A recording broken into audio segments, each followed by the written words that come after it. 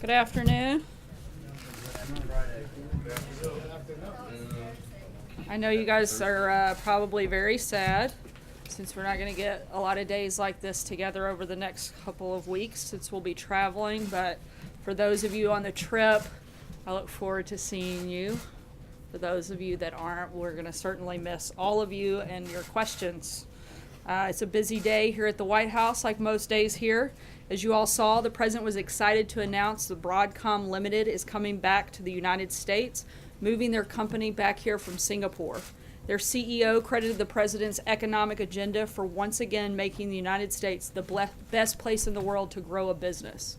He also noted that the tax reform plan, which was rolled out this morning, will make it easier for them and other companies to do exactly what the president has promised. Bring back our jobs, bring back our wealth, and bring back our great American dreams. This morning, the president applauded the House Ways and Means Committee for introducing the Tax Cuts and Jobs Act, which is another important step toward providing massive tax relief for the American people. Our entire administration is working tirelessly to make good on our promise to the working people who built our nation to deliver historic tax cuts and reforms, the rocket fuel our economy needs to soar higher than ever before. Now, as you all know, the president is preparing to leave the country tomorrow for a 5-country, 10-day trip to Hawaii and Asia. This afternoon, we have with us the president's National Security Advisor, General McMaster, who will preview the trip and take some of your questions. Please keep your questions on topic. If you have other questions, the press team will be around this afternoon and throughout the next 10 days while the rest of us are on the road. Thanks so much, General McMaster. Thank you. Well, good afternoon, everyone. Hey, good to see everybody. Tomorrow, President Trump embarks on his longest foreign trip to date and the longest trip to Asia by an American president in more than a quarter century. This trip is a great opportunity to demonstrate America's and the Trump administration's commitment to the Indo-Pacific and our efforts to strengthen long-standing American alliances and expand new partnerships. The president has actively engaged leaders in the Indo-Pacific this year to address a range of strategic issues, including, most notably, the North Korean nuclear threat. Since taking office, President Trump has placed 43 calls to Indo-Pacific leaders and conducted bilateral meetings with Japan, South Korea, China, India, Australia, Malaysia, Vietnam, Indonesia, Singapore, and Thailand. This historic trip will build on that ongoing diplomacy. The president's trip will focus on 3 goals. First, strengthening international resolve to denuclearize North Korea. Second, promote a free and open Indo-Pacific region. Third, advance American prosperity through fair and reciprocal trade and economic practices. The United States remains committed to the complete, verifiable, and permanent denuclearization of the Korean Peninsula. President Trump will reiterate the plain fact that North Korea threatens not just our allies South Korea and Japan and the United States. North Korea is a threat to the entire world, so all nations of the world must do more to counter that threat. That is happening. But the president recognizes that we're running out of time and will ask all nations to do more. In particular, the president will continue to call on all responsible nations, especially those with the most influence over North Korea, to isolate the North Korean regime economically and politically, to convince its leaders that the pursuit of nuclear weapons is a dead end and that it is past time to denuclearize. And he will remind friend and foe alike that the United States stands ready to defend itself and our allies using the full range of our capabilities. The president will also use his trip to promote his vision for a free and open Indo-Pacific region. The president will make the case that respect for freedom of navigation and overflight, the rule of law, sovereignty, freedom from coercion, and private enterprise and open markets is the best model to increase prosperity throughout the region and to secure the freedom and independence of all nations. And of course, increasing prosperity of the American people is always one of President Trump's top priorities. Throughout the trip, the president will stress his commitment to free, fair, and reciprocal trade.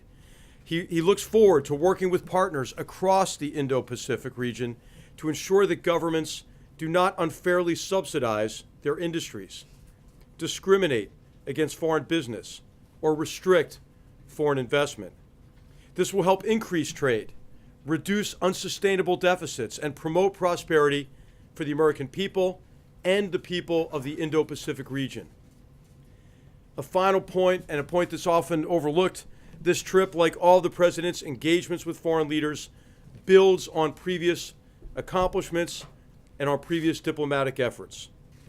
One example I'll provide is that in Riyadh in May, President Trump delivered a historic speech to the leaders of more than 50 Muslim-majority nations. The president will interact with many of those same leaders at APEC or ASEAN, both of those conferences.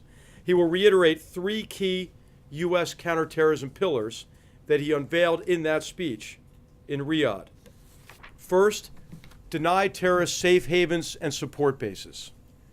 Second, cut off their funding. And third, discredit their wicked ideology.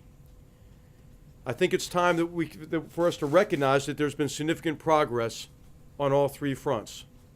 Raqqa and Mosul have been liberated and will soon no longer control territory and populations, as the United States has worked very hard with allies and partners to deny that safe haven and support basis, in this case to ISIS. Second, we should recognize that there's been considerable progress on terrorist financing. As you saw Secretary Mnuchin's visit to the region last week, during which he opened the Terrorist Financing Targeting Center.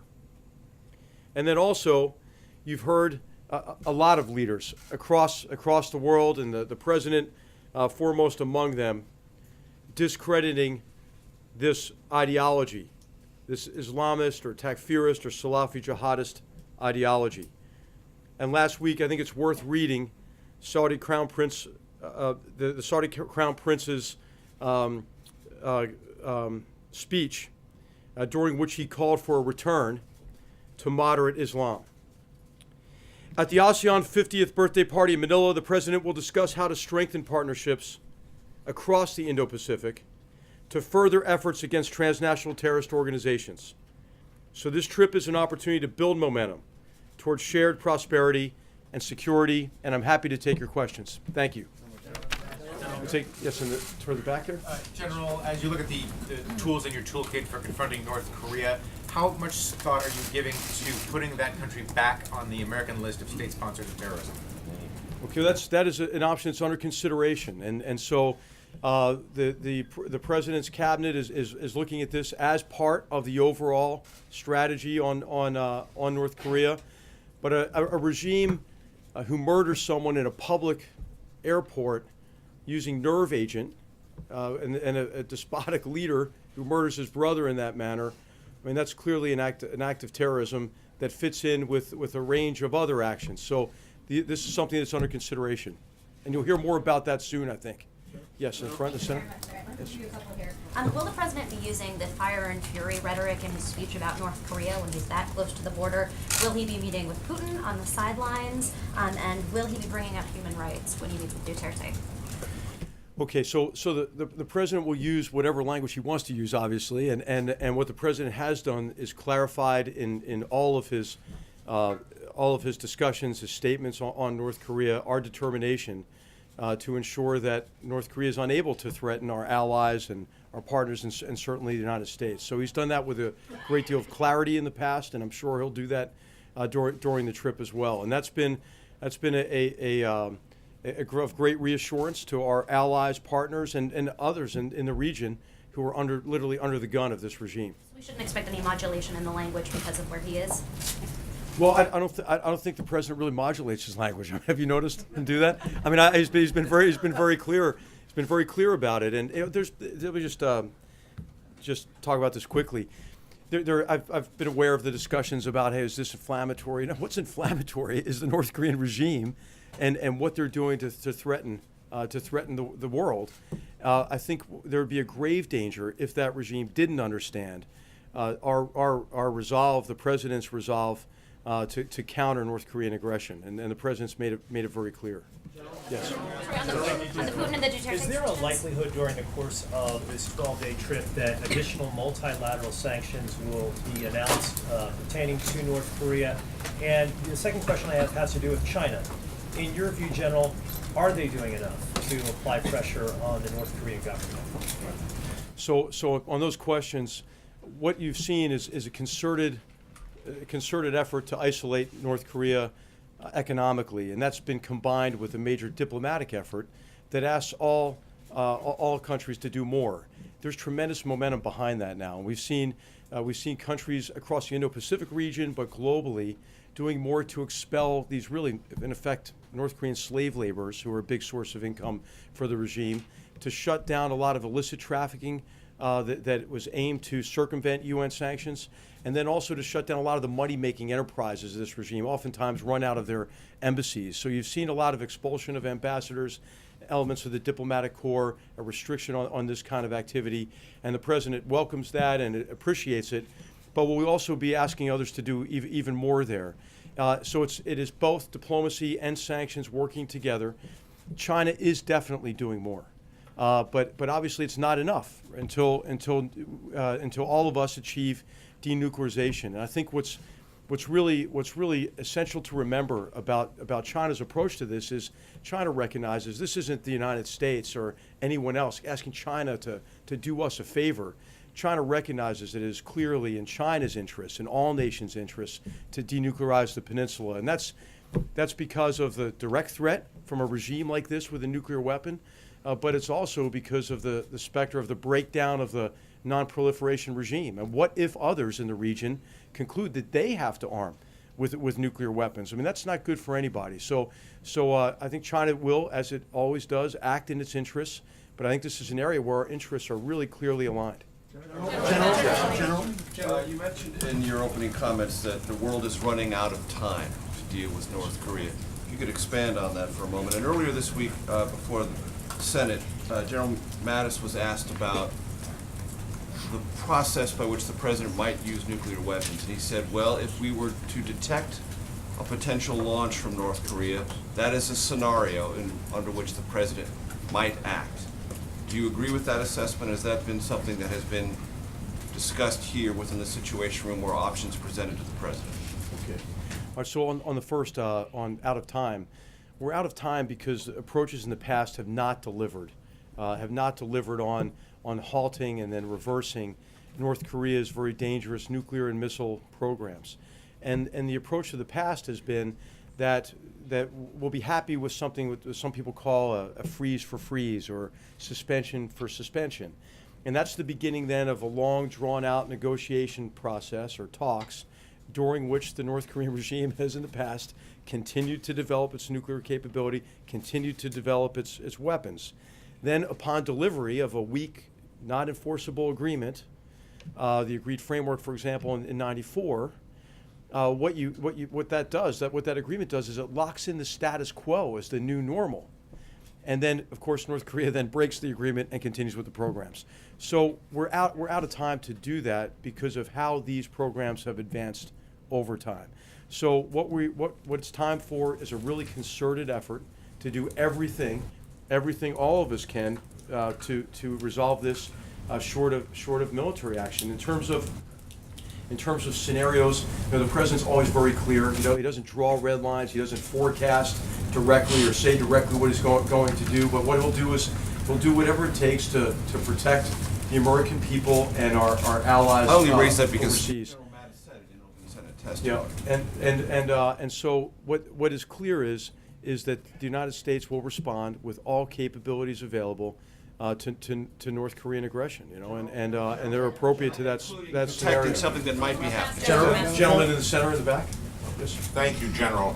There have been stories coming out of North Korea and certainly parts of that part of the world that the North Koreans have targeted the president in different ways and Are you confident about his security, and have you heard any of the rumors about the targeting of him by Pyongyang?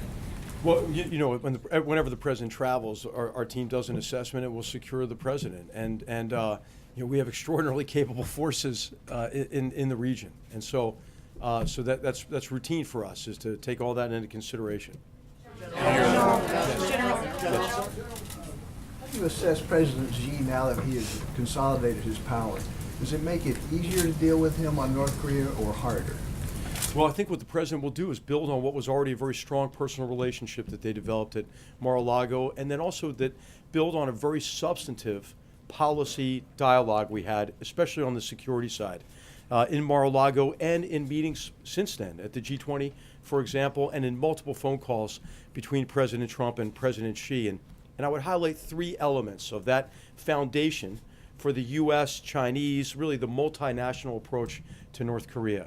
The first of these is a recognition that North Korea is not just a threat to the United States. Remember in the old days you'd hear, well, this is really a problem between North Korea and the United States. Well, everyone acknowledges, China especially, that this is a problem between North Korea and the world. The second thing that's really critical is the universal acknowledgement that denuclearization of the peninsula is the only acceptable outcome. No more freeze for freeze, suspension for suspension. And the third thing is China's acknowledgement that it's acting in its interest, obviously, but that China has a great deal of coercive economic power. I mean, 90% of the trade, at least, flows in through China. And so the implementation, enforcement of the UN resolution holds promise, but there's more that can be done beyond that. And I think it's time maybe for nations to do more beyond what even has been called for in UN Security Council resolutions. Yes. Two questions. One, just to follow up on the previous question. Have you guys determined whether there will be a pull-aside or a formal bilateral meeting with Russian President Vladimir Putin during this trip? No, that's not been determined yet, but we'll announce it if that's determined. And secondly, I know we're focused on the Asia trip here, but I just wanted to talk for a second about the president weighing in on the man who's been charged with mowing down pedestrians in New York City. He called for the death penalty. Have there been any conversations in the White House about how that could complicate prosecutors' efforts and even help the defense claim that this person can't get a fair trial? What the president wants is to secure the American people from this threat and from mass murderers like this, and so what he's asked is for options to take a look to assess if our tremendous law enforcement teams and our judicial system has all the tools they need to be able to combat this threat to the American people. So what we owe them now is we owe them options, options to take a look at to see if this is the time to reassess, change our capabilities in this area, in the area of law enforcement in particular. Yes. Thank you, General. At your opening statement, you spoke about a lot of different freedoms, but I did not hear anything on freedom of speech, freedom of expression, freedom of religion, and self-determination, democratic values. And what I'd like to know is, are these things no longer as important to the United States under President Trump? Is he comfortable with authoritarian regimes consolidating power and moving away from democracy as long as they can help us accomplish larger goals, such as with North Korea and on any other subject? What you'll hear is the president, when he talks about sovereignty, talking about the sovereign nations protecting the rights of their citizens. You heard in just the preview, and you'll hear much more in the speeches and statements the president makes abroad about the importance of adhering to rule of law, to promoting freedom, individual rights. And so this is extremely important to the president, and I think what we ought to do is just look at the president's record. Okay, so in Syria, you have a regime that is a big human rights offender, obviously, in a number of areas. The murder, the torture, the displacement of 6 million people internally, 5 million refugees, mass murder of their own people with chemical weapons. Who stood up against Assad to prevent even further murder of chemical weapons? The president did. I mean, if you look at the policy toward Venezuela, a regime that is consolidating its grip on power and denying their citizens their rights, the president's taken a very strong stance, along with our great Latin American partners, and on Venezuela. So I would just say, look at the actions, right? Look at the Cuba policy. Look at the shift from the old Cuba policy that enabled an autocratic regime, and a new Cuba policy which incentivizes human rights and the development of free enterprise, for example, in Cuba. I've asked you actually in this room several times, because I'll bring it up again because you mentioned Venezuela, that the president and this administration has on many occasions condemned what's going on in Venezuela, but has not done the same thing with other leaders in the Philippines and in Turkey and also in Russia. The president seems to have no problem with some authoritarian regimes, but problems with others. And I'll ask you one more time, why is Venezuela different from Turkey or Russia or the Philippines? Well, Sorry. I think what the president's focused on is being effective in advancing and protecting human rights and advancing the rule of law. You've seen him do that in his relationship with we've seen him do it quietly in every relationship. And so how much does it help to yell about these problems? It hasn't really delivered in recent history anyway. And so I don't think that you should assume anything because you're not in the meetings, you're not in the phone calls. And the president has done quite a bit and will continue to do more to advance and protect human rights across all of our relationships. Sir, with the president in the region, is there any concern or expectation that it could cause the North Korean regime to ratchet up their aggression? And are we doing anything proactively to prepare for some sort of acceleration of tensions? Yeah. Well, the only thing that is ratcheting up North Korea's aggression is the North Korean regime itself. And so, what's important is for us to have the capabilities necessary and to have them in the right locations to deter conflict, and then, if necessary, to be able to respond to North Korean aggression. And we're doing that really with our allies and partners in the region. Primarily our great South Korean allies who live literally under the gun of that regime and have since the armistice in 1953. And so we're working together with our South Korean allies every day to make sure that we have the highest degree of readiness. And of course, you've seen the most recent some of the most recent provocations involving missile launches over Japan. And North Korea poses a great threat to our ally in Japan as well. But as I mentioned, this is a global threat that requires a global response, improving our military readiness, ensuring that we have the right assets, including strategic assets in the region, is immensely important to preventing conflict and then making sure that we're prepared to respond. General, there are some foreign policy experts, some intelligence experts who believe that the only route to a negotiated settlement between the United States and North Korea that would have China's support would be a very strong pledge from the United States not to seek regime change in North Korea, and also to remove U.S. forces from the Korean Peninsula and provide other methods for South Korea's defense. Is that something that this White House would even entertain? Well, we're always assessing our strategies and policies based on the degree to which we think they're effective. Now, right now, we've said that the goal is denuclearization of the peninsula, period. And what you've seen is just the very beginning, maybe the end of the beginning of the president's strategy in the form of new sanctions in place now, much more work to do to isolate the regime diplomatically and economically. And I think we have to be a little patient here for at least a few months to see, what more we and others can do, including China, as some of you mentioned at the beginning. So I don't think we need to reassess our strategy now. I think we have to give it a few months, and then see what adjustments we might need to make. If I can ask you about bilateral trade, you obviously made that a point of this visit. Can you talk about who is going to be leading the U.S. conversations about trade, since we know that Secretary Mnuchin is not going, that we don't have confirmation of whether it's Ivanka or Jared or even the USTR. Can you talk about who's going to be leading those conversations? So certainly our USTR is going to be leading those the discussions on trade. In terms of trade, economic development, economic practices, it'll be our USTR, and then at times will be reinforced by other members of the president's team. But really, it is the president's trip, so the president is actually going to be leading the discussions on trade and on security, and the rest of us are there to support really his engagements and to make the most out of the visits as we can. So thanks everybody. Thanks everybody. Can you stay for a couple others?